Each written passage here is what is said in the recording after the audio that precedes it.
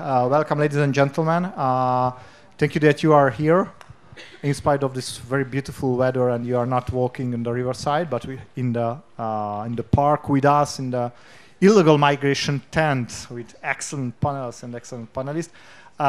First of all, I would like to introduce the two speakers of this panel: Mark Krikorian, the executive director of the Center for Immigration Studies, a think tank in Washington, D.C., and actually one of the key partner of my Migration Research Institute and the International Network for Immigration Research, the newly established network, which collects different think tanks which are dealing with migration. And Juan Soto Gómez, who is the founder of Fortius Consultancy, and actually the guest lecturer of the University of Navarra. And this very short, only 45 minutes panel will speak about the migration crisis on the two shores of the Atlantic. Actually, what's going on in the United States, mainly on the southwest border of the United States, and in Europe, and a special concern on Spain and the Mediterranean Sea. First, I would like to call Mark to tell some food for thoughts about what's the illegal immigration situation in the United States currently. Thank you, Victor. I notice we have open borders here and are in this tent, and our border with Mexico is about as policed as this border is here. We've always had some illegal immigration across the Mexican border. That's not new. But what's different is several things. First of all, most of the illegal immigrants coming across the border now are no longer Mexican. They're from Central America, Venezuela, the Caribbean, but even from further afield, from Cameroon and Tajikistan. And last year, I was at the Arizona border with Victor, actually, and there were a group of people from Georgia who had come across. Not our Georgia, but the former Soviet Georgia. And they weren't persecuted or anything. I mean, it was just, they're just taking advantage of this administration's unwillingness to enforce the border. And so just so you get a sense of how big a problem this is, in the past almost 3.5 years now that this administration, the Biden administration, has been in place, it has taken into custody and then let go into the United States something like 3.5 million illegal immigrants. So double what your migration crisis from 2015, 2016 was. And then on top of that, because our Border Patrol has been so overwhelmed in dealing with all the people who turn themselves in, knowing that they will be let go. A lot of them are families with kids, because they know if you have children with you, you're guaranteed to simply be let go. And so Border Patrol has to go to the Walmart and buy diapers and baby formula, and they're not patrolling the border. So there's another, on top of that 3.5 million, there's another 2 million who got in, and the Border Patrol knows they got in because we have remote control cameras and other kind of sensors, but they didn't take them into custody. They couldn't catch them. And then there's some on top of that the Border Patrol never knew about at all who got across. So it's fair to say that under President Biden, something like 6 million new illegal immigrants have come into the United States. And they're not all making asylum claims, but the administration simply assumes that they're all seeking asylum and just lets them go and gives them a hearing date, 2 years, 3 years, 10 years in the future. And in the meantime, some of them have work permits so they can work legally. Others just get illegal jobs, and the administration does no enforcement of the law in that regard. And so, in effect, the border, while not literally open, it's not like this where you can just walk in, but it's almost like that. And there's no prospect that they're going to be removed by this administration. And the excuse one of the excuses the administration has used, this is just the last point I'll make, is that they are not worrying about regular illegal aliens because they're focusing on criminals and terrorists and what have you. In other words, that they are prioritizing. They're making they consider regular illegal immigrants to be a low priority, so they can focus all their effort, all their attention on criminals. Except that the deportation of criminals is also down. This administration has deported something like 60 or 70% fewer criminals than the Trump administration did. And this is probably the largest illegal flow of people. It's certainly the largest illegal flow of people in American history, probably in any country's history. And we're not going to be talking that much about the politics of it, but it's so big a deal, it's so unprecedented that it is in fact changing the way the immigration issue is viewed by regular people. People are becoming increasingly opposed to immigration just as such. In other words, even opposed to legal immigration more than they were before Biden. So I'll finish with that. We'll have plenty of questions, but I can, as you can tell, I love to hear the sound of my own voice, and so I'll keep talking as long as Victor will let me, but when he gets the hook and pulls me out, I'll stop. So before that, I'll stop and let Juan talk. Thank you, Mark, from this not too bright picture about the status of the border of the United States. And now I turn to Juan. Do you think the situation is better in the European borders? Well, thank you, Victor. It's a pleasure to be here. Well, the quick answer is no. But then the European border or the European Union border is very wide. Maybe I can speak more precisely on the Southern Europe, Southern European border, and specifically about the situation in my country that you might be more foreign to. So a bit of context, Spain is currently under, and it's been for the past 6 years, under a coalition government of communists and socialists with the support from outside of government by separatists. So that can give you some insight into the kind of the mindset that rules over Spain at the moment. And obviously, our migration policy is heavily influenced by the EU, as it's always the case if you're an EU member state. So similar to the US, we've always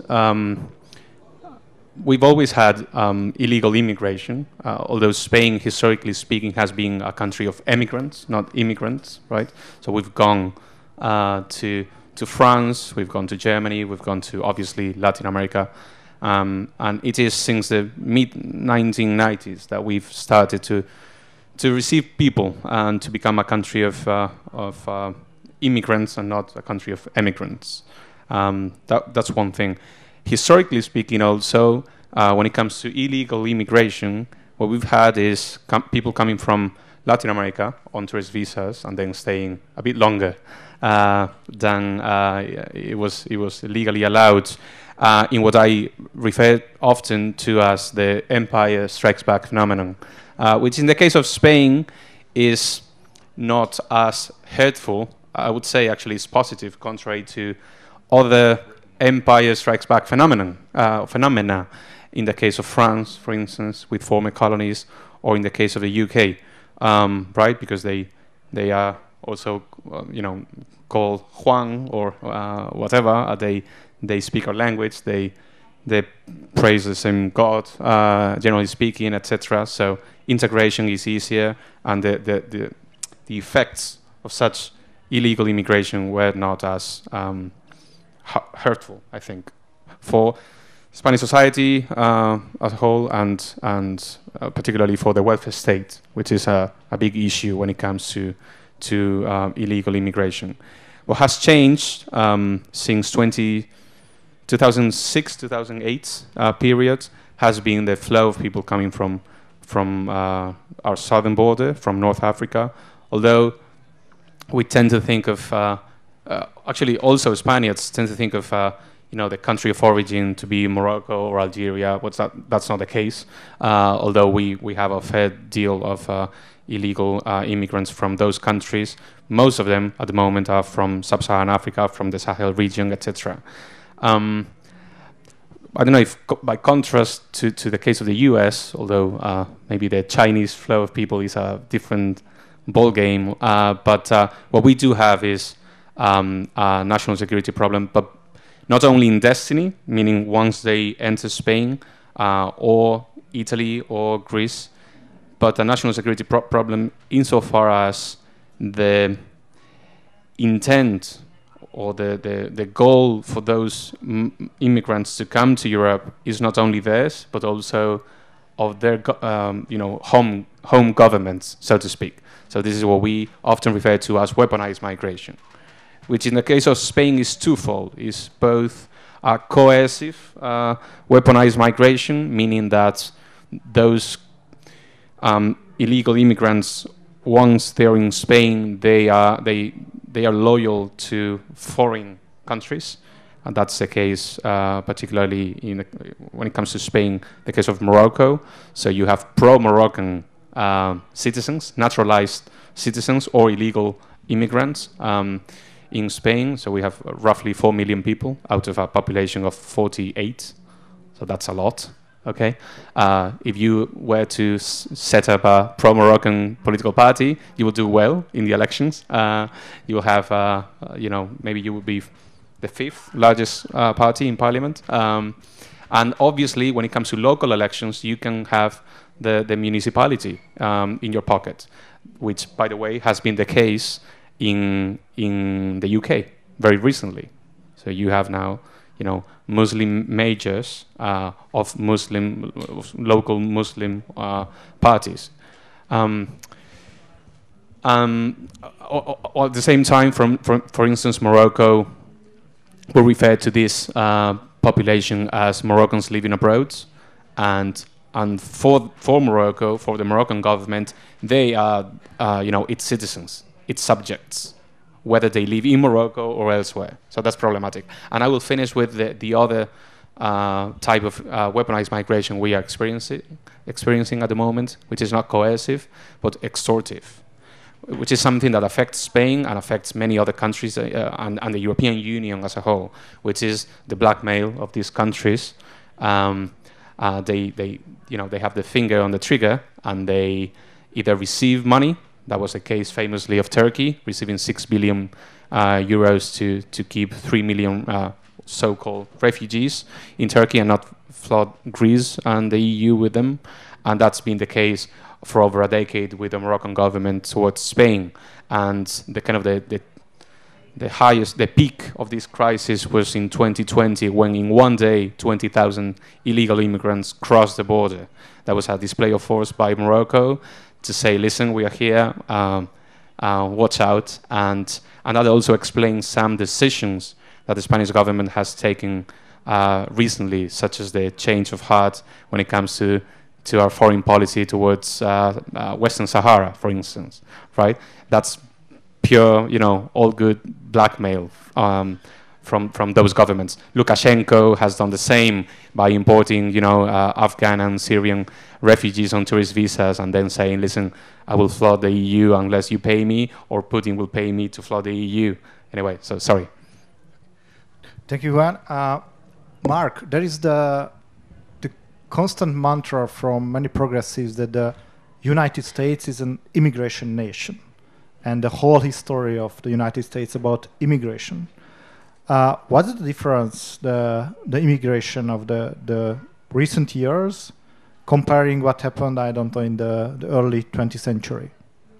The idea of a nation of immigrants is actually a title of a book that John Kennedy wrote before he was president, when he was in the Senate. And that has become a kind of catch-all excuse for de facto unlimited immigration. Now, it's factually incorrect, obviously, because settlers have to start the country before immigrants can immigrate to a country, but immigration has been an important part of our country's development in a way that's, in one sense, every country is a nation of immigrants. I mean, the Hungarian tribesmen moved here, but because everybody's moved everywhere, but immigration in the sense of an established state setting up a system for the admission and incorporation of newcomers clearly is a major part of America's identity in the same way it is for Canada and Australia. But like I said, that idea has been used as a kind of shorthand for why there should be no limits, no real limits on immigration. And it's ironic because in the introduction to that book, then Senator John Kennedy wrote, of course, the age of mass immigration is over, just as the era of pioneers crossing the Great Plains and wagons was over. In other words, what he was saying is that immigration was an important part, an important phase in America's growth and development, and that phase is over. And but he was saying we should, value and celebrate those people who came before. After he was assassinated, his book was reissued and used as an excuse for totally changing the immigration law. In 1965, we passed a new immigration law. Before that, the law dated really from the 1920s. In fact, this year is the 100th anniversary of the 1924 immigration law that didn't stop immigration, but it stopped mass immigration. So for 40 years, we had much lower levels of immigration. People still came in. My grandmother, my mother's mother, for instance, came in 1927, but her marriage was arranged, and she met my grandfather. They both went to Havana and got married and filed the papers with the American consulate and then came here. So there was still immigration, but it was a lot lower. What happened in 1965, when the law changed, was that the old system that accorded a certain number of quotas to different countries was changed. It was seen as ethnically discriminatory because there were a lot of slots for people from Ireland and Germany and very few for people from Italy and Greece. I have no idea how many there were for Hungary, but there was a quota for every country. And the whole point of it was to limit Eastern and Southern European immigration. And so changing that was seen as part of the civil rights movement. And it was also seen as a way of combating Soviet propaganda in the Third World, because the Soviets were saying, look at the Americans' immigration law, this is part of, late capitalist, racist, blah, blah, blah. And so back in the 60s, this was important. None of you probably even remember that there was a Soviet Union, but there was a big deal back then. And so combining both the civil rights concerns and the Cold War concerns, what Congress did was get rid of those national origins quotas. So that was all to the good. And the people sponsoring it, including Senator Ted Kennedy, Edward Kennedy, John Kennedy's brother, really didn't think this was going to increase the level of immigration very much. I don't think they were lying. I think they actually didn't understand what they were doing. But what it did is it created this new wave of immigration, which is the largest wave of immigration ever. And we are now, my last point here is that we now have not just the largest number of immigrants the United States has ever had, which is no surprise because our population is bigger, but we now have the largest percentage of immigrants we have ever had. It's 15.5% of our whole population is foreign born. These are not the children born to immigrants. These are only people who themselves were born elsewhere and moved to the United States. It's never been that high, ever, even in 1890 when we had the earlier big wave of immigration. There's no indication it's going to go down. And so changing that is going to require, and this is one of the things we try to do, getting past this nation of immigrants mythology, which unfortunately is very deeply rooted in the public consciousness. Thank you, Mark. Juan, if you look around in Western Europe, we can see a lot of social and political tensions about integration, parallel societies. Just remember back the riots in Paris last summer. While we don't see similar patterns, or at least from the past, we don't see similar patterns in Spain. Why is this? Or we just lose something, or really integration is very perfect there? Well, you're correct. Particularly Western Europe is not doing so well when it comes to integration. Actually, I was studying at the Sorbonne when the Bataclan terrorist attacks took place, and I had to run. So I'm witness firsthand of that, those problems. I believe the case of Spain is simply that we are 10 years behind. That's it. But we will have the same problems. Actually, we are having the same problems in the major cities, in Madrid and particularly Barcelona. Barcelona is an interesting kind of laboratory when it comes to integration at the moment. So Spain is 10 years behind Western Europe in that regard. Barcelona is 5 years behind. Because Catalonia, because of the separatist desires, a number of Catalan regional governments, what they did was to import Muslim immigrants from Muslim majority countries, and discriminate against Latin American immigrants, because Muslims, they didn't speak Spanish, so they couldn't care less about learning either Spanish or Catalan. Okay, so they play the identity politics game for the separatist cause, and now they are paying the price when it comes to integration. But yes, and Spain is just a few years behind because we have the same problem. We don't have effective policies to deal with those illegal immigrants or naturalized immigrants in our soil. We don't have any recipe to deal with those wanting to enter our countries, and we don't have anything to offer them in terms of identity. So whenever we speak of integration, I would argue that we need to offer something they can integrate into. If we offer nothingness, they would rather keep their own set of beliefs, values, etc., and why not impose them on us? I was visiting the EU Parliament for the 60th time a couple of months ago, and I was given the 40th tour and 40th kind of lecture about the importance of the EU institutions, etc. And it was all about the EU elections, of course, and it was an hour-long lecture on the importance of democracy. So participation, that was it. And I was slightly, falling asleep, so I wanted to stir things up a bit.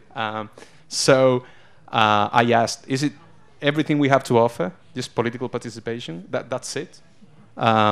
Because if that's the case, we have a problem, right? Where is the soul of Europe, right? So, and I think that's the problem we have across the board. That's a problem Spain has, and it's a problem France has, and it's a problem that Germany has. Although I think the narrative is changing, as you just said. The vast majority of people are increasingly, I don't know if racist, but they oppose immigration. They oppose mass immigration, maybe legal or illegal, and they oppose definitely illegal immigration. One example, and the best example of this in Europe is the fact that over the past 2 years, virtually all, I think, Nordic countries have held elections, and every party has incorporated the anti-mass migration and anti-illegal migration narrative that was previously held only by right-wing, racist, bigoted political parties, because they know the terrible mistake they had made, right? So Sweden, for instance, accepted the equivalent to 2% of its population in 2015 alone, and now Sweden is leading, for instance, virtually every ranking when it comes to sex crimes, for instance, which is something that we didn't have in continental Europe, 10, 15 years ago. We now have them in Spain. So, for instance, this is a very politically incorrect thing to say in Spain, but this is the only country standing where political correctness is not a thing. So I will say it. So in Spain, immigrants in general, they make up about 12% of the population, but they commit over 40% of all crimes and 80% of all sex-related crimes. Well, I mean, we have a problem. Yeah, if I could off of something Juan said, what would they integrate, or I prefer assimilate into? And and this is a problem for us too, that in a sense you can take civic nationalism too far. I mean, there needs to be a certain flexibility in welcoming people who are not, legacy Spaniards or legacy Italians or what have you. But when there's nothing there, when you don't stand up for yourself, when you don't say, okay, look, this is our culture and our language and our history and our heroes, and those of you who become nationalized and citizens, you need to understand that we expect these heroes to become your heroes. And the problem, of course, that you have is a little different from ours, is that your heroes are their villains. I mean, El Cid is not going to be a hero for Moroccans, so this is the challenge that you have that's somewhat different from ours. Because even, the Texas Revolution, remember the Alamo and all that, Victor and I were at the Alamo a few weeks ago, there were still Mexicans on our side in the Alamo. So it isn't even as clear as the Reconquista or Greece's liberation struggle against the Turkish yoke. So my only point is, this is one more example where America has a real problem that we need to deal with, but oh my God, yours is worse. Nothing to be bad. I agree, because there are competing national interests at play. Yeah, Mark, can you tell us some words about the connection or the similarity between donuts and immigration? Okay. I wrote a book a number of years ago, and I used this. The point of the book was that immigration was something that America was able to handle more successfully in an earlier stage of its development. And that what's happened is that as our society has modernized and as conditions have modernized, it's become more difficult to deal with high levels of immigration. We used to have an agricultural and then industrial economy. Now we have a knowledge-based tech economy. It's much more difficult for especially less skilled immigrants to succeed in that kind of economy. We didn't have a welfare state. Now we have a welfare state. We used to have a political elite that insisted on newcomers assimilating. Now it's quite the opposite. We have a political elite that hates its own country. So the donut issue here is that I was trying to, my editor made me take this out of my book, but the point I was trying to make is that when you're a child, donuts can be good for you. Does everybody know what donuts are? Is there a Hungarian word for donuts? Okay. There's a lot of starch, there's fat, there's sugar, but if you're growing, your brain is growing, your body is growing, you can use all of that stuff. When you get to be my age, you shouldn't be eating any more donuts. It's not because the donuts are bad, they're the same donuts. Maybe they're jelly donuts instead of other kinds of donuts, but they're still donuts. Your metabolism has changed. And my point here is the metabolism of the body politic. In the United States, this isn't really a European issue because immigration is new for you, but in the United States, the metabolism of the body politic has changed such that immigration is more difficult for us to digest, if you will, to keep that metaphor going, maybe a little too far, than it was in the past. It's not that the immigrants are really all that different. They're not worse.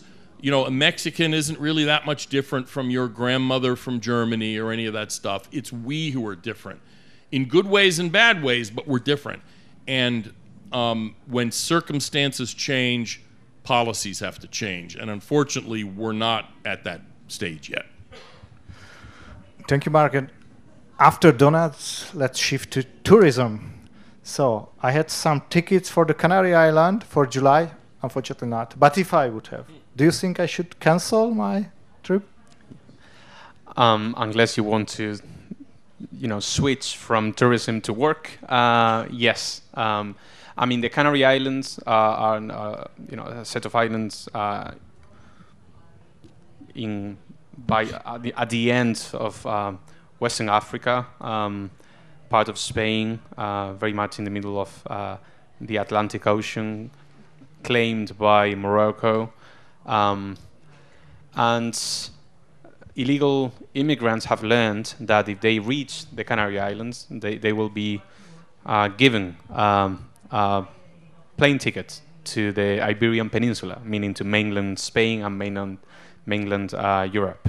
So it's just flooded. It's a failed province. It's a failed region of Spain at the moment. It's kind of the beach point, literally, for illegal immigration, which again, in this case, I would argue that slightly different from the U.S. scenario. I mean, this is not a coincidence. This is not random. This is directed. This is like, so I sometimes I wonder how we don't notice that, how we don't ask why are sub-Saharan Africans or people coming from the Sahel region arriving to our coast in Southern Europe without asking, how did they come to the North African coastline in the first place, right? I mean, the Sahara Desert is twice as big as Europe. It's a highly militarized region of Africa. I mean, this is not that simple to cross it. They are being helped. They are being put into vans. They are being driven across the Sahara. They are being put right in the boats, and they are being sent to Europe to create instability, to blackmail us, to do all those things. So Spain at the moment has 2 immigrant centers, okay, to host them for assimilation purposes, language, etc. At the moment, we are building 11. Wow. Okay, with a capacity to host 50,000 illegal immigrants, at any given point. Just so you know, so 10 years ago, we would receive 11,000 illegal immigrants.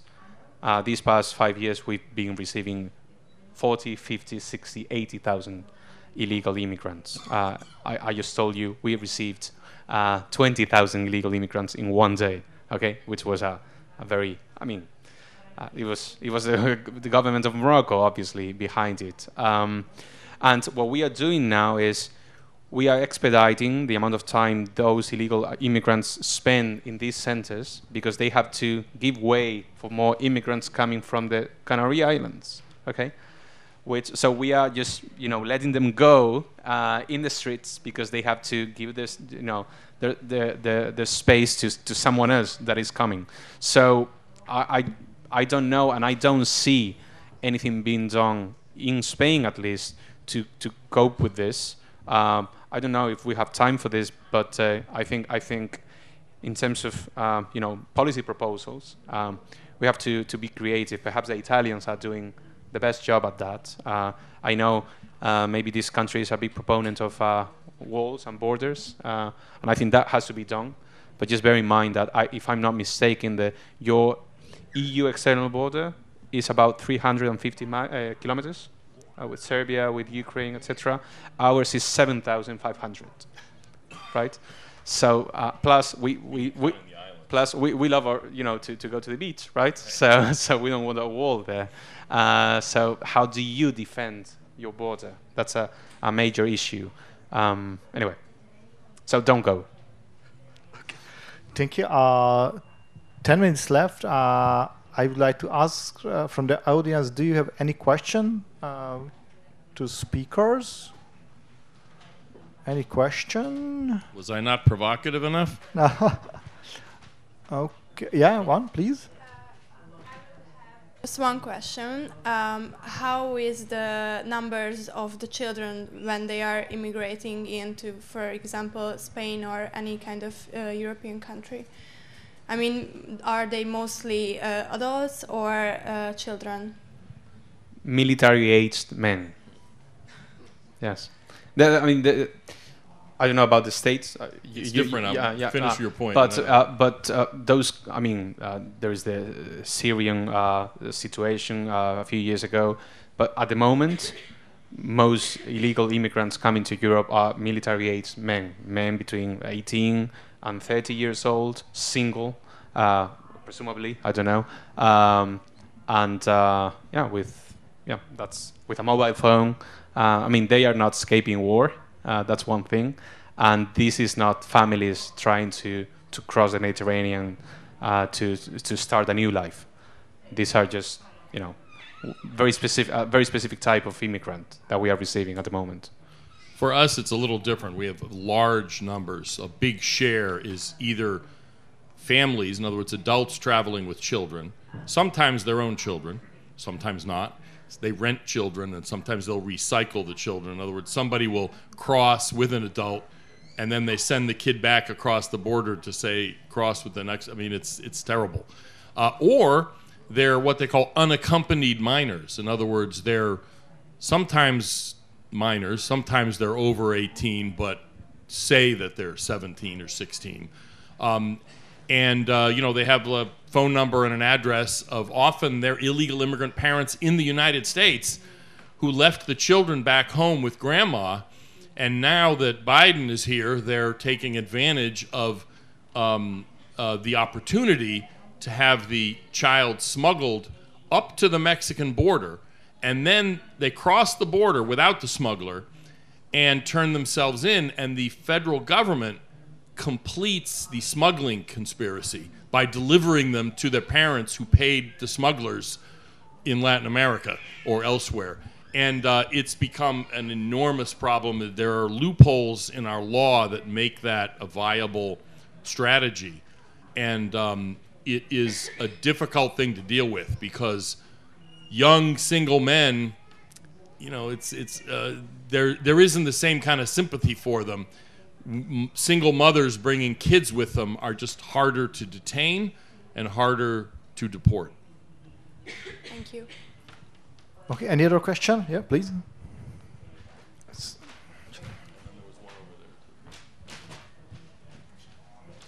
Thank you. Maybe I should introduce myself. I'm Johannes Belle, Professor of Disaster Management from South Africa. The issue of migration is quite touching. When I sit here, we are also a net immigration country. A lot of people are coming from all over Africa into South Africa, as just like they are moving across sometimes the Mediterranean, especially to your countries, Spain and Italy and so forth. And I like Mark's remarks that migration has been part of human history. But the trend we're seeing now is quite disturbing. And when people move, most often there are so many factors, interrelated and cascading factors. But we always group them into push and pull factors. Why the push factors are taking, for example, sub-Saharan Africa across very risky routes through the Mediterranean and sometimes the jungle in Latin America into the United States. There are also those pull factors. And my question is, what is the EU and the United States doing to try to mitigate those push factors from the point of origin? You want to start? Thank you. Thank you. I guess that would bring us to the Italian way of doing things, which is economic policy mostly, and what we referred to, decades ago as capacity building, I think, right? So to build in origin, just not give away money, because that creates dependency and a perverse incentive, but to create something so that they have something to lose if they misbehave when it comes to, again, using people to bargain with countries, etc. So to build in origin, create infrastructure, create businesses, etc. And the Italians are doing, I think, a fairly good job at that when it comes to natural resources, to large sums of money being spent on a combination of development aid and also large contracts for gas, oil, etc. But at the same time, there is an entire ecosystem of layer after layer after layer of NGOs, various institutions, government institutions, agencies, etc., all of which work towards the same goal, which is to do well and at the same time keep people in those countries. Yes. I'm very skeptical of any efforts to reduce the push factors. Our Vice President, Kamala Harris, was supposedly tasked with dealing with root causes. That's the way it's described in the United States. What is the root cause of this migration?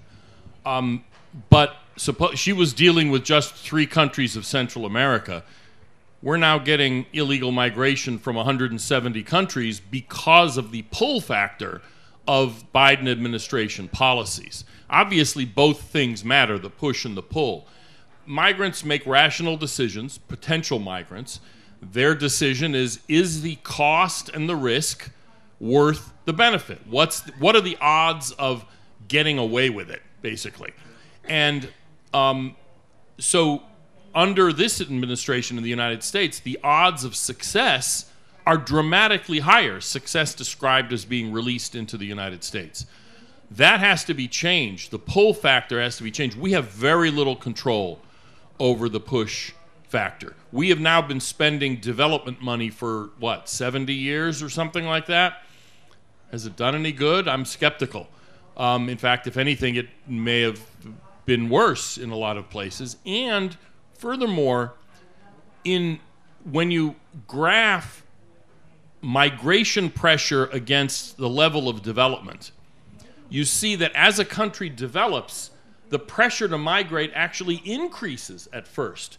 As people have more resources, more connections to the outside world, only after a certain point does migration taper off because a country has in fact developed significantly. I mean, Norway sent 10% of its entire population to the United States. But nobody moves to the United States from Norway anymore. Why would you move? I mean, some people might, but it's not a broad phenomenon because the country has developed sufficiently. But as John Maynard Keynes said, in the long run, we're all dead. We have to have an immigration policy that prevents illegal immigration while doing something, if we can actually help, in reducing pressures. And just one last point on this. Decolonization was one of the things that has changed from the past, because when European powers were actually keeping order, when the French were running West Africa, when the British were running Eastern and Southern Africa, and this is the case for India and elsewhere, they were the ones keeping order. When that ended, that doesn't exist anymore, and so the opportunities and abilities for emigration significantly increased. And that's one of the differences, I think, from, say, a century ago to today that makes immigration different. Again, not because the immigrants are different, but because the conditions internationally and within the receiving countries have changed significantly. Yeah, I just wanted to add that one extra challenge to deal with the push factors or root causes of illegal immigration is that, at least in the South Europe reality with North Africa and the Sahel region, is that we have to again bear in mind that most migrants come into South Europe through the Mediterranean routes. They are not coming; they are being sent, which is different. That's very different, because this is not people just making the decision to migrate, but this is, foreign governments pretty much importing people to then export them somewhere else. Again, as I said, and that's also the situation with Belarus. For years, Lukashenko has been importing migrants on tourist visas to at least threaten the EU with flooding the EU with those people, which is really sad, because we are using human beings as weapons, right? But again, dealing with those root causes is very complicated. You cannot really control those. What you can do is to do something about it once they are in your country, or by defending your border, right? Otherwise, you don't have a sovereign state. Okay, ladies and gentlemen, we are out of time, so we have to close it now. Thank you very much, Mark, Juan. Thank you. Thank you very much.